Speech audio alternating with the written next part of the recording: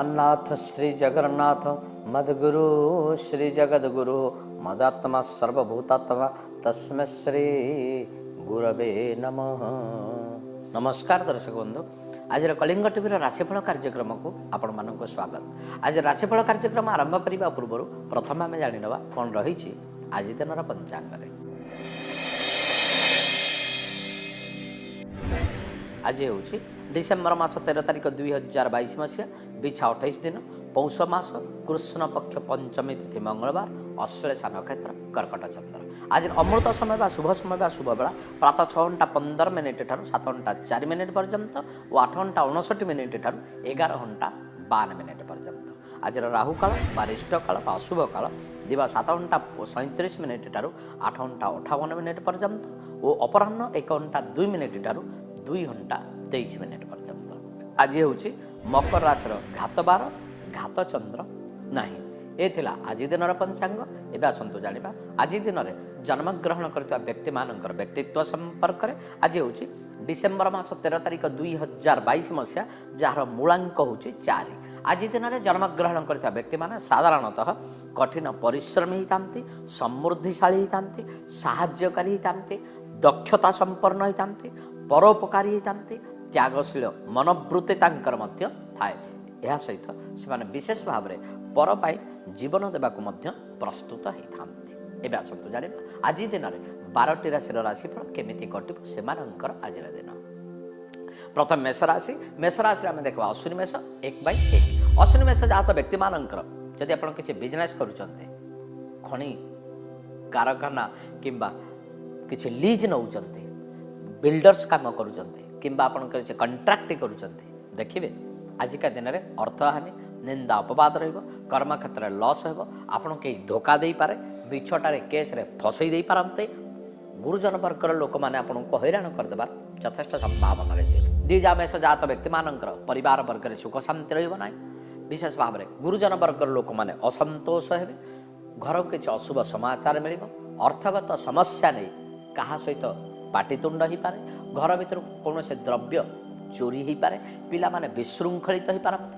पाठ पढ़ारे मन न देवा एवं सांगसाथी मान सहित पड़ी खर्चांत करदेबार यथेष्ट संभावना रही। कृतिका मेष जात व्यक्ति मानकर जदि आप राजनीति करुँचे सोशल वर्क कर कूटनीति कर सतर्कता अवलंबन करूँ। आजिका दिन में आप यथेष्ट परिश्रम करें जनहितकर काम कले आपन को प्रशंसा मिल ना। आपण हाथ किसी पदवी चली कौन से लोक मैंने आपन को विरोध करेंगे एवं क्या ना क्या सहित झगड़ा करवा अर्थहानि एवं आपणकर मनोवांछा पूर्ण न होबार यथेष्ट संभावना रही। मेष राशि चतुर्थ चंद्र अशुभत्व प्रदान कर आपण भगवान लक्ष्मी नारायण को पूजा अर्चना करने सहित सुदर्शन महाकवच पाठ करंतु। देखिए आज दिन कल्याणकारक है। आसन देखिए वृष राशि प्रथम आम देखा कृतिका वृष 3/2। कृतिका वृष जात व्यक्ति मानकर जानवाहन क्रय करें जमी बाड़ी क्रय कर दीर्घ दिन मनोवांछा पूर्ण होगा। पड़ी अर्थ प्राप्त होगा। केसबास किसी अच्छी विजय लाभ करवा बंधु दर्शन होगा सहित सम्मानशाली होबार यथेष्ट संभावना रही। रोहिणी वृष जात व्यक्ति मानकर परिवार वर्ग सुख शांति रहा। दाम्पत्य जीवन सुखमय हो। भाई बंधु महल सुसंपर्क रक्षा करेंगे। जानवाहन किसी क्रय करते। पिला माने श्रृंखलित हे। पाठ पढ़ारे मन देवे। उच्च शिक्षा लाभ निमंते प्रिपेयर होते बाहर को जापर एवं कर्म क्षेत्र में निजुक्ति होबार संभावना रही। मृगशिरा पुरुष जात व्यक्ति मानकर जानवाहन क्रय करते जमी बाड़ी क्रय कर किसी लिटिगेशन अच्छी से बाहरी जा बिजनेस करुँचे से यथेष्ट लाभवान होगा। शेयर मार्केट पैसा कटे से अर्थ प्राप्त होबार संभावना रही। यह सहित शत्रु मान आज पराजित हो पारते। वृष राशि तृतीय चंद्र कल्याणकारक अटे। आपण भगवान राधाकृष्ण को पूजा करने सहित राधा कवच पाठ करंतु। देखिए आज दिन आहरी कल्याणकारक है। आसम देखा मिथुन राशि प्रथम आम देखा मृगशिरा मिथुन 5/3। मृगशिरा मिथुन जात व्यक्ति मानकर परिवार वर्ग में सुख शांति रहा। अर्थ को केन्द्र कर कलह लगे। जमी जमा को केन्द्र कर भाई बंधु कुटुंब किंबा पाक पड़ोशी मान सहित कलह लगिपे। अजथा खर्चांत होगा मानहानि होगा। केसबास पैसा खर्च करवा अजथा भूत खाइबार दिनटी अतिबाहित करदे पारते। मानसिक अस्थिरता रहा संगे संगे शारीरिक असुस्थता रही पारे। आद्रा मिथुन जात व्यक्ति मानकर जदि आप किसी काम करने को जाउछन्ति ताले मन भीतर अविश्वास आसीबो आपनकर अविश्वास मन चंचलित मन एवं आपनको अस्थिर मन जो कौन से काम आप डेभलप करेंगे ना अजथा निंदा अपवाद मिले खर्चांत हे किसी जिनिस चोरी हो पारे अजथा पिकपकेट हो यथेष्ट संभावना रही है सहित आप अर्थ को केन्द्र कर कलह कर देखा जाए पुनर्वसु मिथुन जात व्यक्ति मानकर बिजनेस करुँच अर्थर अभाव रोन से कारण आप हेल्पलेस हो जापारती यह जो आपन कहीं जबरदस्त माड़ी बसी पारे अर्थात शत्रु मैंने आक्रमण करें शत्रु मैंने आपंठ किसी हड़प कर नहीं पारते यह सहित आपणकर मानसिक अस्थिरता दुश्चिंता युक्त एवं शारीरिक असुस्थता देखा मिथुन राशि द्वितीय चंद्र अशुभत्व प्रदान कर आपण भगवान हनुमान जी महाराज को पूजा करने सहित बजरंग बाण पाठ करंतु देखिए आज दिनटे कल्याणकार आसन देखा कर्कट राशि प्रथम आम देखा पुनर्वसु कर्कट 7/4 पुनर्वसु कर्कट जात व्यक्ति मानकर मानसिक स्थिति मजबूत हो शारीरिक सुस्थता कौन से कार्य को आप अड़ी बसी से कार्य जययुक्त हो पारती शत्रु माने पराजित हो पारती दीर्घ दिन समस्या दूरीभूत होगा संगे संगे आपन किसी ऑफर मिल पारे आपन किसी दूरयात्रा कर यथेष्ट संभावना रही पुष्या कर्कट जात व्यक्ति मानकर कर्मक्षेत्र में बहुत उन्नति करेंगे आपणकर मनोवांछा पूर्ण हो दीर्घ दिन कठिन परिश्रम बा दीर्घ दिन बहुत अक्लांत उद्यम शीर्षतम देश में नहीं पहुँचे पार समस्त द्वारा आप प्रशंसित हो पारते किसी ऑफर आपन को मिल पारे पदवी मिल पारे आपन को किसी प्रमोशन मिल पारे अश्लेषा कर्कट जात व्यक्ति मानकर आपण पाखे किसी बिजनेस करुँच बहुत लाभवान हे निज गोड़े निजे ठिया हो पारे दीर्घ दिन पर आपन किसी भल अर्थ मिल पारे आपन शेयर मार्केट पैसा कटाउछन्ते सेतरे मध्य भल अर्थ मिल पारे यह सहित आपनकर पांडित्य गुण अच्छी आपनकर अलग एक्स्ट्रा करिकुलार किसी अच्छी कलात्मक विद्या अच्छी किसी से बहुत नाम जस प्रशंसा पाइबार संभावना रही कर्कट राशि जन्मचंद्र कल्याणकारक अटे आप भगवती माँ दुर्गा को पूजा करने सहित ओम ह्रीं दुर्गाई नमः उक्त मंत्रटी को जप करते देखिए आज दिनटे कल्याणकारक है आसन देखा सिंह राशि प्रथम आम देखा मघासिंह 10/5 मघासिंह जात व्यक्ति मानकर मानसिक अस्थिरता कौन से काम मन लगे ना चित्त अस्थिरता दुश्चिंता युक्त हे अर्थ खर्चांत हे शारीरिक असुस्थता रहा संगे संगे अर्थ आपंकर चलीज कहीं धोखा दे पारती अजथार खर्च हो पारे किंबा मिछ सत कही आपंठ कहीं नहीं जार यथेष्ट संभावना रही पूर्वा फाल्गुनी सिंह जात व्यक्ति मानकर व्यवसाय करुँचे अजथा लस हो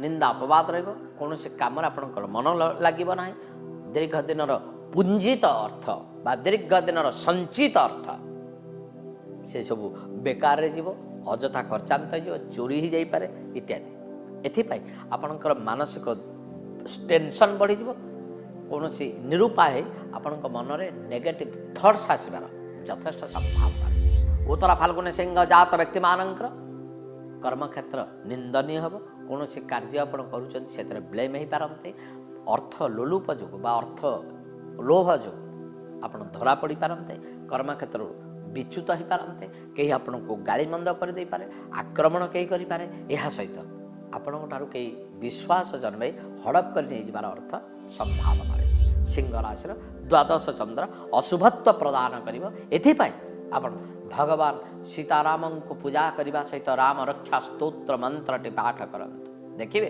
आज दिनटे कल्याणकारक है कन्या राशि प्रथम आम देखा उत्तरा फाल्गुनी कन्या 12/6 उत्तरा फाल्गुनी कन्या जात व्यक्ति मानकर ऐश्वर्यवान हे आपणकर नेम फेम जस मान प्रशंसा बढ़ा लगे किसी भल काम करी जनहितकर काम करी पर काम करी परोपकार काम करी दयाद्र चित्त जो बेस प्रशंसार पात्र हो पारते आपण पाखे पांडित्य गुण किसी अच्छे जहाँ जो कि आप बहुत जस मान प्रशंसा पाई पारते हस्ता कन्या जात व्यक्ति मानकर जानवाहन क्रय करेंगे जमी बाड़ी किसी क्रय करवा निंदा अपवाद न रहा किसी लिटिगेसन अच्छी से विजय लाभ करवा आपणकर केस बास किसी अच्छी मकदमा आप विजय लाभ कर यथेष्ट संभावना रही यह सहित आपन को बंधु दर्शन होगा किसी मनोवांछा पूर्ण होगा अर्थ प्राप्ति होगा सहित आपन को बंधु माने सांग साथी माने साहाय्य करने यथेष्ट संभावना रही चित्रा कन्या जात व्यक्ति मानकर कर्मक्षेत्र आप बहुत उन्नति करेंगे प्रमोशन हो पारे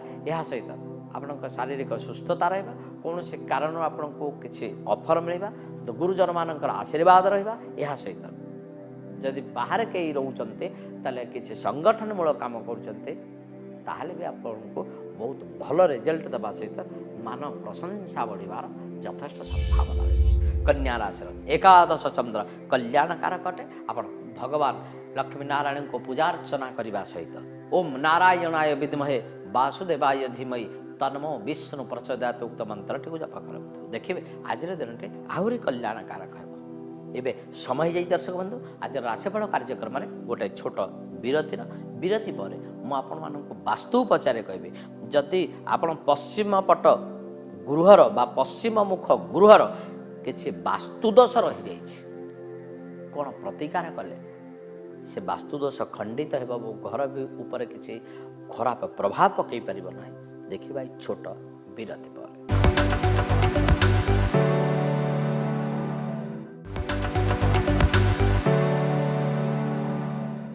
ବିରତି ପରେ ସ୍ୱାଗତ ଦର୍ଶକ ବନ୍ଧୁ ଆଜିର ରାଶିଫଳ କାର୍ଯ୍ୟକ୍ରମକୁ। ହଁ ଦର୍ଶକ ବନ୍ଧୁ, ମୁଁ ଆପଣମାନଙ୍କୁ ବାସ୍ତୁ ଉପଚାରରେ କହିବି। ଯଦି ଆପଣଙ୍କର ପଶ୍ଚିମ ମୁଖ ଗୃହର କୌଣସି ବାସ୍ତୁ ଦୋଷ ରହିଛି ତାହେଲେ ଘର ଭିତରେ ଆପଣ କ'ଣ କରିବେ ନା ପ୍ରାଣ ପ୍ରତିଷ୍ଠିତ ଶନି ଯନ୍ତ୍ର ଲଗାନ୍ତୁ। ଦେଖିବେ ଆପଣଙ୍କ ଘର ଭିତରେ ସୁପ୍ରଭାବ ପଡ଼ିବ ଏବଂ କୌଣସି ଦୋଷ ରହିଯାଇଛି, ବାସ୍ତୁ ଦୋଷ ରହିଯାଇଛି ତାହା ଖଣ୍ଡିତ ହେବ।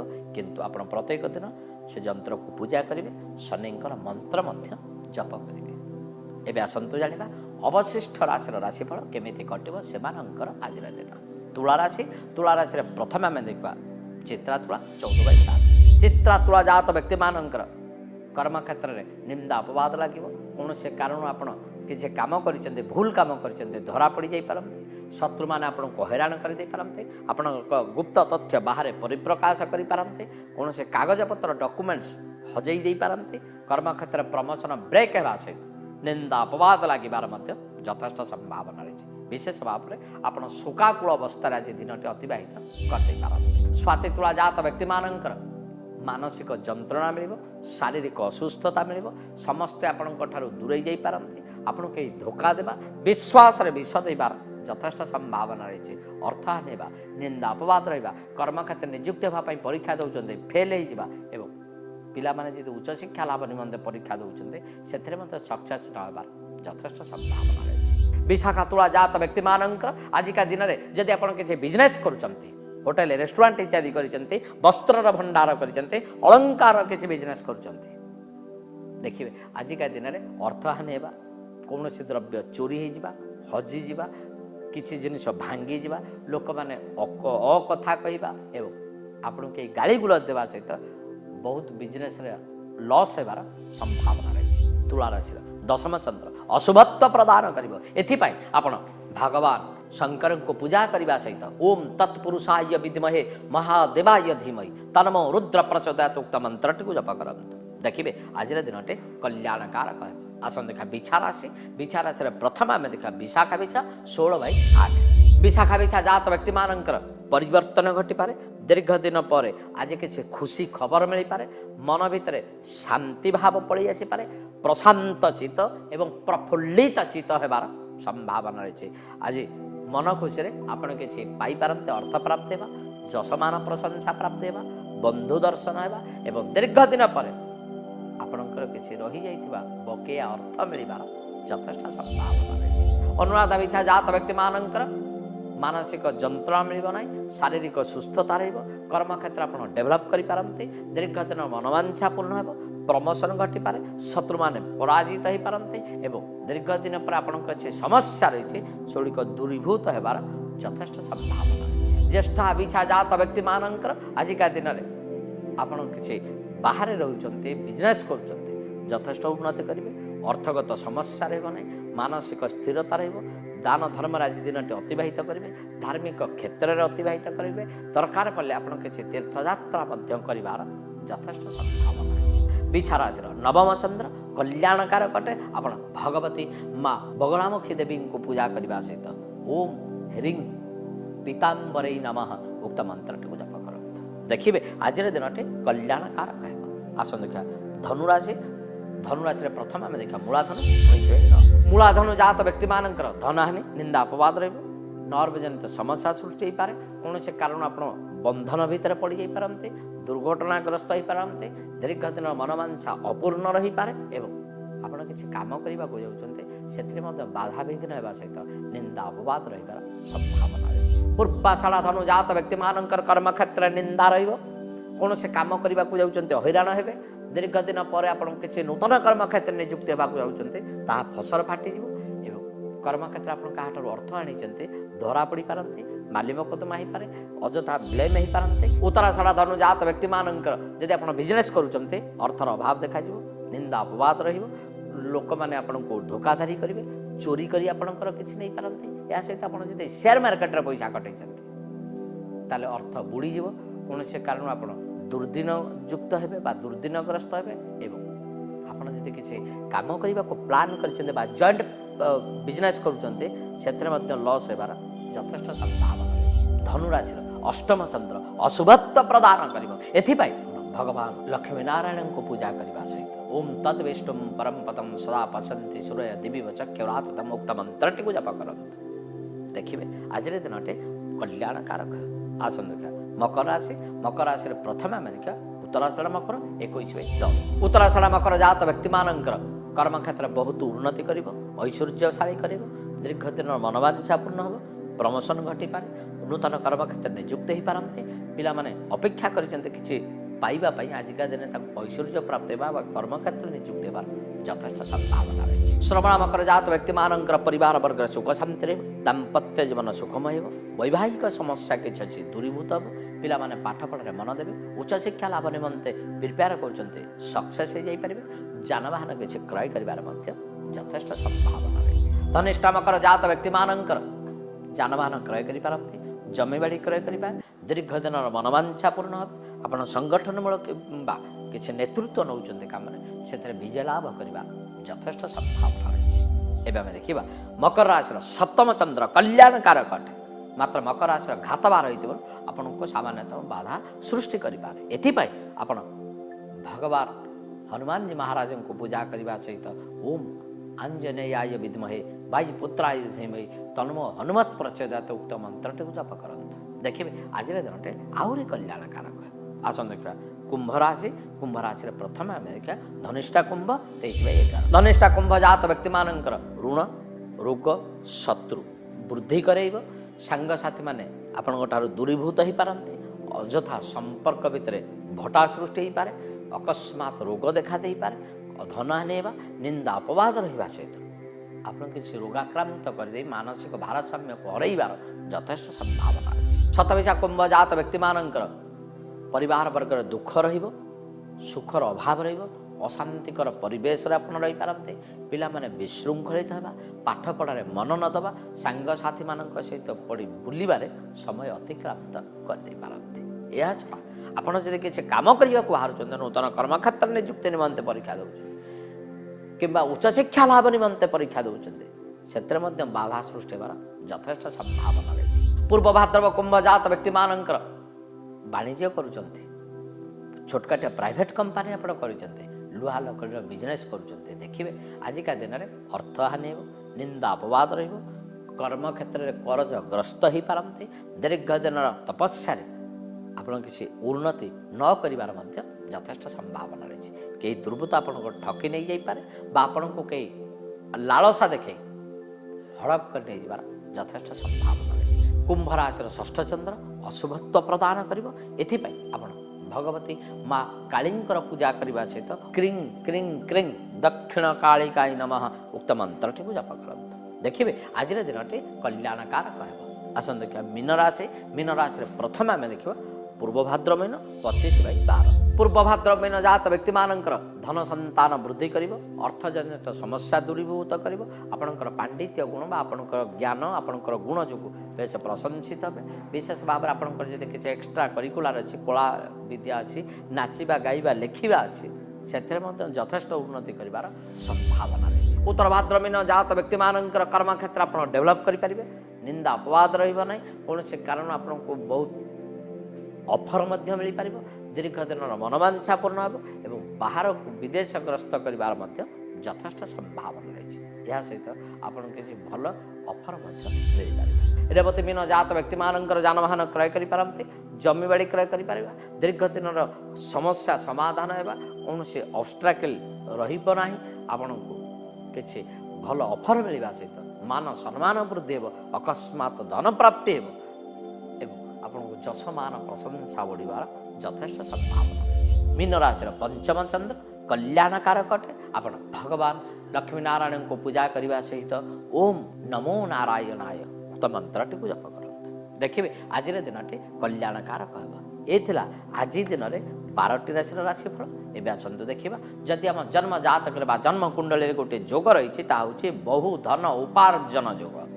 କେତେବେଳେ ସୃଷ୍ଟି ହୁଏ? ଶାସ୍ତ୍ରକାରମାନେ କୁହନ୍ତି, ଜ୍ୟୋତିଷାଚାର୍ଯ୍ୟମାନେ କୁହନ୍ତି, ଯଦି ବୁଧ ପୁନର୍ବସୁରେ ଥାନ୍ତି, ଶୁକ୍ର ପୁଷ୍ୟାରେ ଥାନ୍ତି, ମଙ୍ଗଳ ମଘାରେ ଥାନ୍ତି, ବୃହସ୍ପତି ରେବତୀରେ ଥାନ୍ତି, ତାହେଲେ ଏହି ଯୋଗ ସୃଷ୍ଟି ହୁଏ।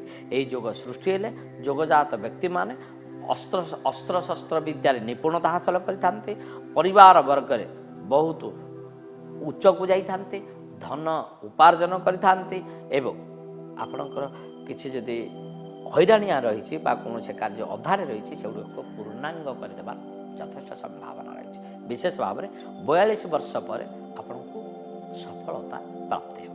ଏବେ ସମୟ ହେଇଯାଇ ଦର୍ଶକ ବନ୍ଧୁ ଆଜିର ରାଶିଫଳ କାର୍ଯ୍ୟକ୍ରମକୁ ବିରାମ ଦେବା ପୂର୍ବରୁ ଭଗବାନଙ୍କ ପାଖରେ ପ୍ରାର୍ଥନା କରୁଛି ଆଜିର ଦିନଟି ଶୁଭମୟ ଏବଂ ସୁଖମୟ ହେଉ। ଜୟ ଜଗନ୍ନାଥ।